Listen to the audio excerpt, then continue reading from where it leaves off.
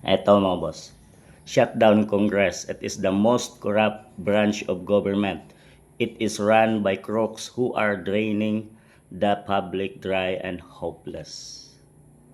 Yun mga boss, it's time na ba na tanggalin na natin or tanggalin na ang Kongreso mga boss or Senado na lang ang magpapatakbo at gumagawa ng mga batas mga boss dahil nasa Congress nagsimula ang daming budget insertion mga boss, mga flood control projects na hawak din nila mga boss.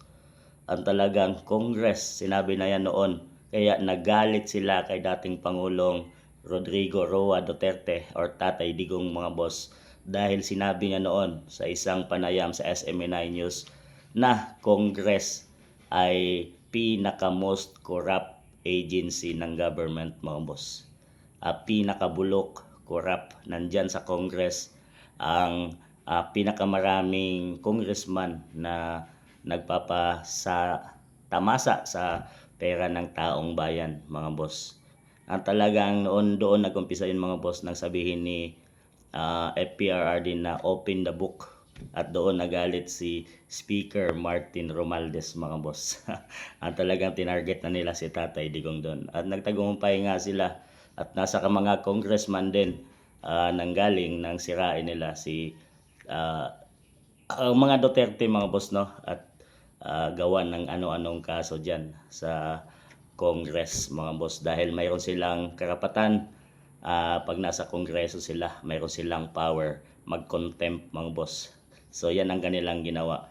So it's time na ba na i-shutdown ang Kongreso? Tanggalin na mga boss, wala nang congressman para maayos na naman ang ating bayan na nasa Congress, ang pinaka-corrupt na agency sa ating bansang Pilipinas. So it's time na siguro para alisin mga boss or maalis lang ito sa tamang taong mamumuno sa ating bansang Pilipinas or pagdating ng 2028 kung sakaling pala rin si BP Inday Sara i-shutdown na ang Congress mga boss.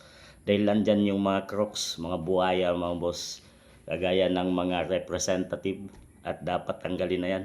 Nandyan yung mga representative na NPS mga boss na sinasabing sila ang founder ng mga NPS at na ngayon ay nakaupo sa Congress. So it's time na siguro mga boss dahil pinatunayan na yan ni Tatay Digong na talagang most corrupt itong Congress. At ngayon nakikita natin mga boss sa mga nangyayari sa ating bansang Pilipinas, nandyan sa Congress, maraming congressman ang nagtatamasa sa pera ng taong bayan mga boss. The most corrupt agency. So, sang-ayon din kayo sa sinabi ni Greco Belgica mga boss na tanggalin or shutdown na ang Kongreso na pinagmulan ng mga buhaya mga boss sa ating bansang Pilipinas.